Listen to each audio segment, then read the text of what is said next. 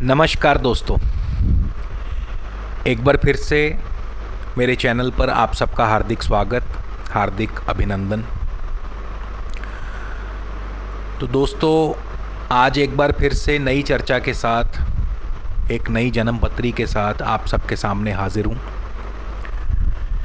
इस जन्मपत्री में भी हम प्रोफेशन या करियर की संभावनाओं की तलाश करने की कोशिश करेंगे कि कैसे जन्मपत्री के द्वारा करियर की संभावनाओं को, प्रोफेशन की संभावनाओं को तलाशा जा सकता है, और यदि एक एक नियम को बखूबी नापा तोला जाए तो बिल्कुल सही या लगभग बिल्कुल नज़दीक चुनाव किया जा सकता है कि हम अपनी ज़िंदगी में ऐसे कौन से प्रोफेशन को अपनाएं या ऐसे कौन से करियर को अपनाएं कि जिससे हमें आने वाले समय में सफलता हासिल हो। तो ये जो जन्मपत्री आप सबके सामने प्रस्तुत है, 30 अगस्त 1954 का जन्म है इनका। जन्म समय शाम 7:20, बर्थ प्लेस लुधियाना। दोस्तों, ये जन्मपत्री एक बहुत ही जाने माने आयुर्वेदाचार्य जी की जन्मपत्री है, और इनको मैं बचपन से जानता हूँ, क्योंकि जब मैं छोटा था तो मैं भी अपने इलाज के लिए इनके पास जाता रहा हूँ, और आज भी जब कभी कोई स्वास्थ्य संबंधी दिक्कत या परेशानी आती है तो इनसे या इनकी सेवाओं का ज़रूर मैं लाभ लेता हूँ। और बहुत ही आकर्षक व्यक्तित्व है इनका। एक उम्दा जिंदा दिल इंसान है, लेखक भी हैं। आयुर्वेद के साथ साथ इन्हें लिखने का भी बहुत शौक़ है, और यकीन मानिए कि इनके करियर में ऐसा कोई भी मुकाम नहीं जो इन्होंने हासिल ना किया हो। सरकार से, बड़े बड़े मिनिस्टरों से, यहाँ तक कि इन्हें हिंदुस्तान के सर्वोच्च मेडल से भी नवाजा गया है, और आए दिन किसी न किसी सेमिनार में, आए दिन इनके लेख किसी न किसी अखबार में छपते रहते हैं। तो सफलता की उच्चतम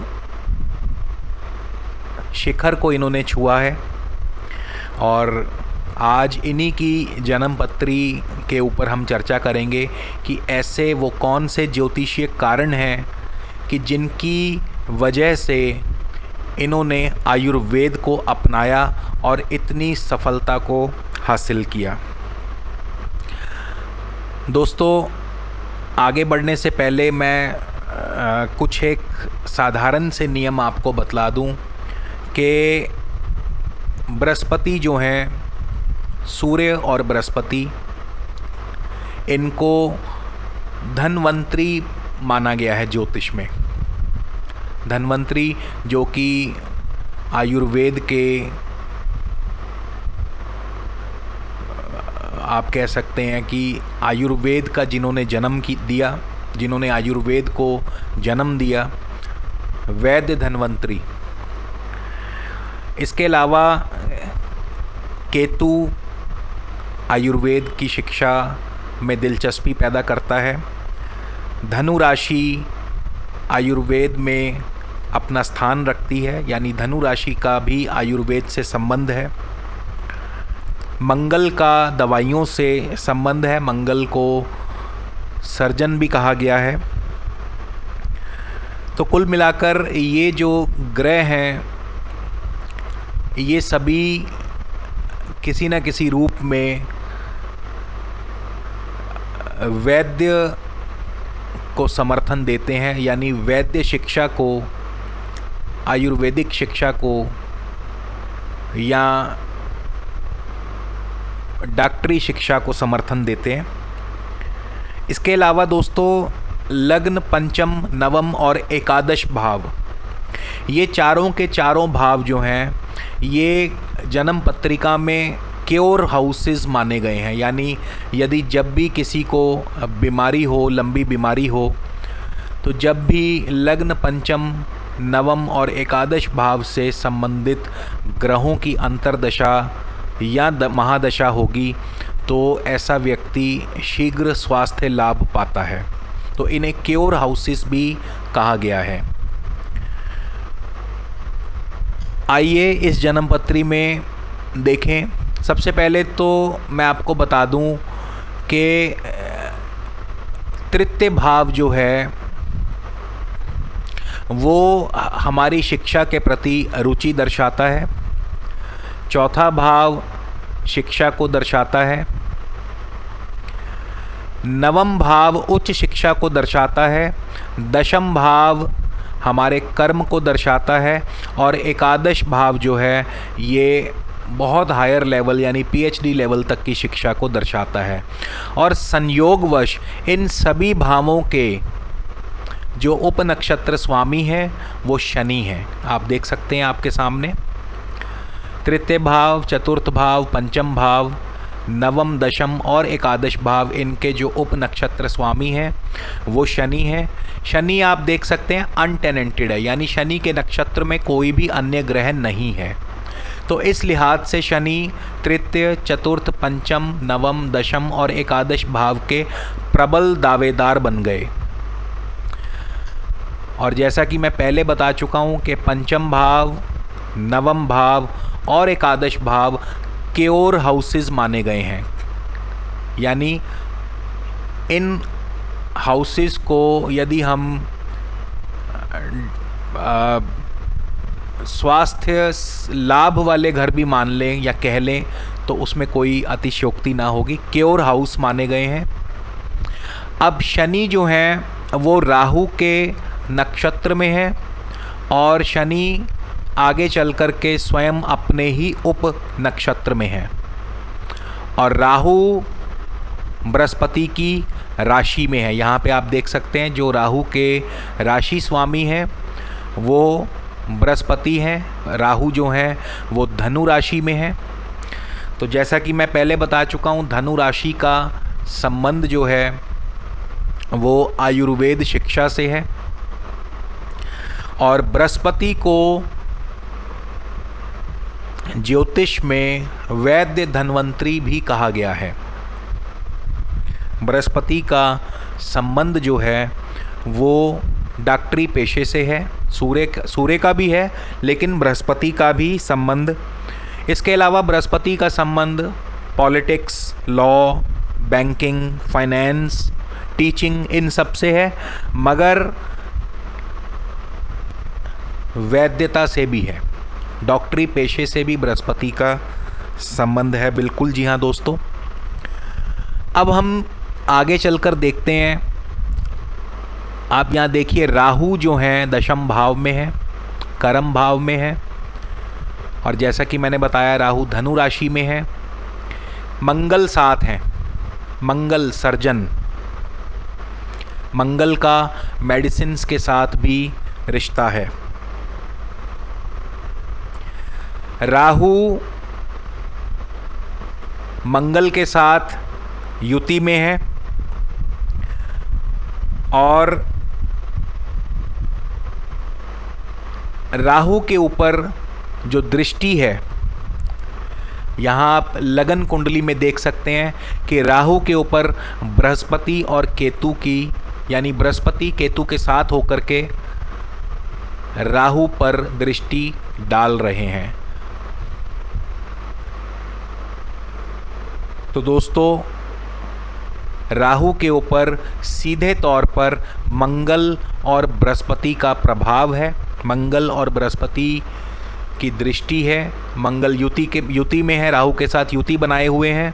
बृहस्पति दृष्टि द्वारा और राशि स्वामी द्वारा, बृहस्पति दो तरीके से राहु पर अपना प्रभाव डाल रहे हैं। एक तो राहु जो है वो बृहस्पति की राशि में है और बृहस्पति की दृष्टि भी है। इसके अलावा बृहस्पति जो हैं वो एकादश भाव के स्वामी बन रहे हैं, आप यहाँ देख सकते हैं। बृहस्पति जो हैं एकादश भाव के स्वामी भी बन रहे हैं। एकादश भाव क्योर हाउस है। और एक अन्य बात कि बृहस्पति भी इस जन्म पत्री में अनटेनेंटेड है, यानी बृहस्पति के नक्षत्र में भी कोई अन्य ग्रह नहीं है।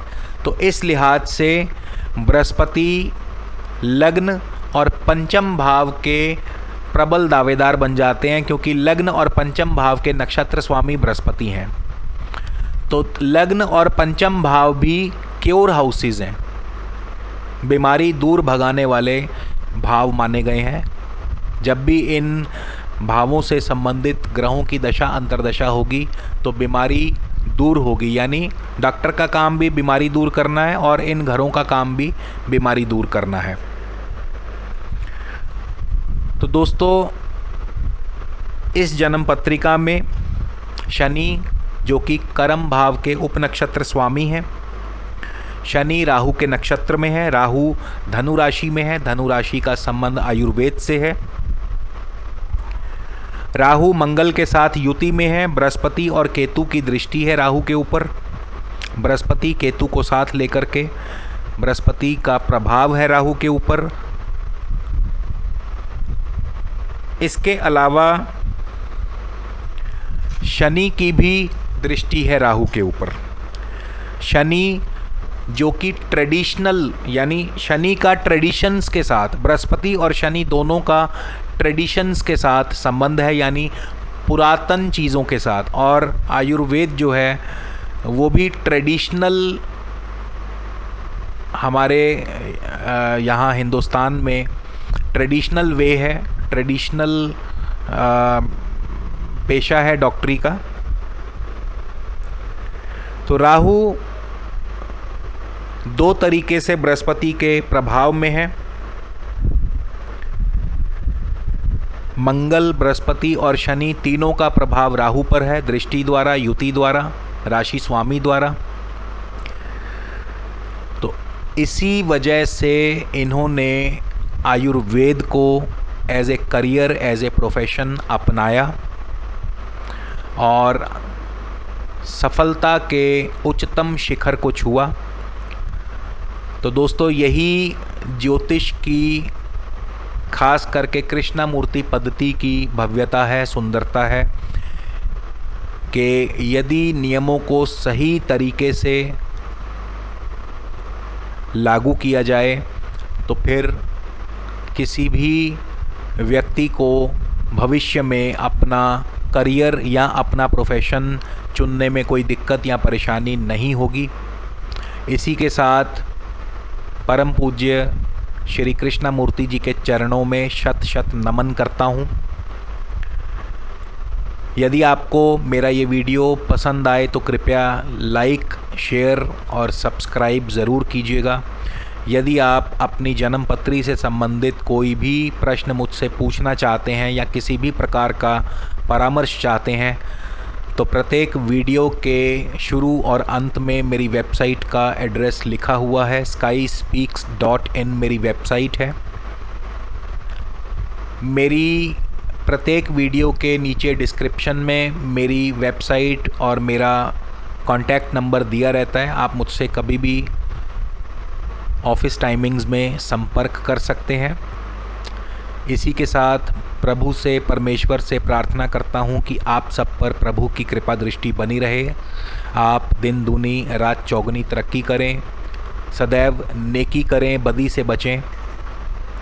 आगे चलकर इसी तरह एक नए वीडियो में एक नई चर्चा के साथ आपसे दोबारा फिर मुलाकात होगी। तब तक के लिए नमस्कार दोस्तों, धन्यवाद।